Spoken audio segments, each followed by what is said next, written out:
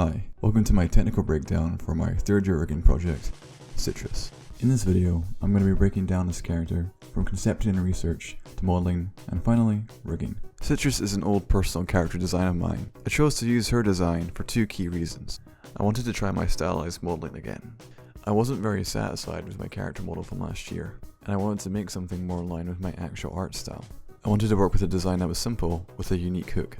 Citrus's design is deceptively simple, with all her complexity coming from her hair, which I knew would be an interesting challenge to render and rig in 3 dimensions. I drew up a quick model sheet that gave her shortened hair that would be easier to model and rig. With my concept in mind, I set about looking for models that conveyed the aesthetic approach I was aiming for. This model, by a SketchUp user Nick Zava284, is incredible, but I was not aiming for realism. This model, by a SketchUp user Lily Preston, is also incredible, and much more akin to the visual style I was aiming to replicate. I then looked at a number of rigged characters to ascertain the common features of a rig. Using Valve Corporation's Source Filmmaker, I took note of various features of the Scout rig, including full facial rigging, an adjustable rig root, removable accessories, IK and FK limb support, and a bone visibility toggle. I compared these features to more contemporary characters, noting almost all the same features were present. I then moved on to looking at a model designed exclusively for animation in Maya, Jonathan Cooper's Asri rig. This rig features extensive and intuitive use of blend shapes. With my character concept gaining approval from my tutor, and having established my research, it was time to produce the model itself. Citrus was constructed using the same low poly base mesh I used for my model last year. Most of the model was sculpted in ZBrush, save for the hair and eyes. Knowing that I would not be using complicated textures, I auto-unwrapped the base mesh and textured it manually in Clip Studio Paint. Citrus has a very simple color scheme that is intended for flat lighting in Maya. By using pure black for the hoodie, I gave it some wiggle room to deform it naturally without being obvious to the viewer.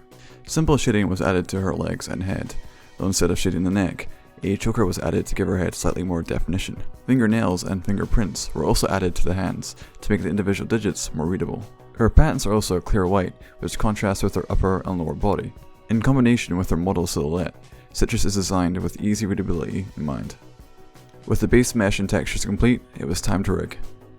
While I spent quite a while in the actual design of my model, the rigging process would be far the most intensive and long part of the process, as I knew how to make a model look good, but I didn't really know how to make a good rig.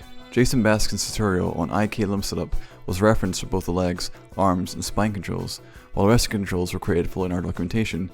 One key planned feature that was cut was an FK IK setup, which was successfully set up to the limbs, but proved too difficult to implement into the full rig.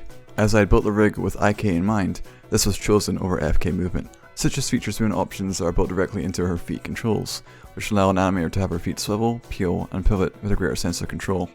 Her hands, however, use a simple FK setup that allow for individual finger adjustment. As you can see, she's got most gestures down. Legs and arms feature elbow and knee controls that are attached to the rig, but are independent of the hand and feet controls. The spine uses cluster deformations and IK spine handles to create its curve. Controls exist for the lower back and upper back. The actual eyes were created fairly late into the process. Drawn eyes were attempted, but looked like luster and didn't fit the model. The final eyes were mostly modeled in Maya instead. Originally these eyes hosted 2D planes that I planned to move via blend shapes. Aim constraints were also considered, but not actually implemented until I followed our documentation material on creating 2D eyes. The final eyes use a squash sphere and transparent textures to create the effect. These eyes use an aim constraint control and can be adjusted individually or as a grip selection. They're parented to the neck control, but not the head control, which allows the animator to move Citrus's head whilst maintaining the same direction for the eyes. Blend shapes were implemented for several different purposes. The first and key reason was to allow for rudimentary face animation. Citrus is capable of a range of different emotions, as can be seen here. These are created using self-selection and can be triggered for the left, right, or both sides of the face. These are also used not just for her own eyes, but the eyes of her hair. Blend shapes are also used to correct the position of Citrus's teeth, inflate the fullness of her pockets, and adjust the direction of her armtails. The rigging process was very iterative. I did not want to bind the skin to the rig until the rig was very close to being feature complete, though several test skins were attempted beforehand. One major change to the model was made in order to accommodate the jaw of her hair. Citrus's head mesh was partially caved in using self-selection. The teeth and hair strands were all created using the same 5-sided cone base. Like normal teeth, the hair teeth have a top row and a bottom row, with 4 teeth at the top and 5 at the bottom. Each individual tooth was given between 3 and 4 bones and 3 control shapes. Due to the intertwining nature of these shapes, the top row are colored differently from the bottom row, so they can easily be read by the animator. Several bones and control shapes were also added to Citrus's fringe, bangs, and the back of the head strands. A particle emitter was also added to the head controls. This emits a black circle particle from her hair every few seconds. Though it came very late, the skinning process was relatively short and went relatively smoothly. The hierarchy naming structure is based on the rig biped simple rig used in Valve's official models. All of the controls are contained within the rig grip, while the skeleton is contained in the skeleton IK grip. While not all of the model is contained in the rig grip, it is all constrained to it, allowing the root to translate, rotate, and even scale the model to the animator's liking. Controls are hidden and locked relative to what part of the model they control. The model can still be broken and distorted, but only if this is the express intent of the animator. Layers were also added to allow the animator to switch off and turn on parts of the rig and model as needed.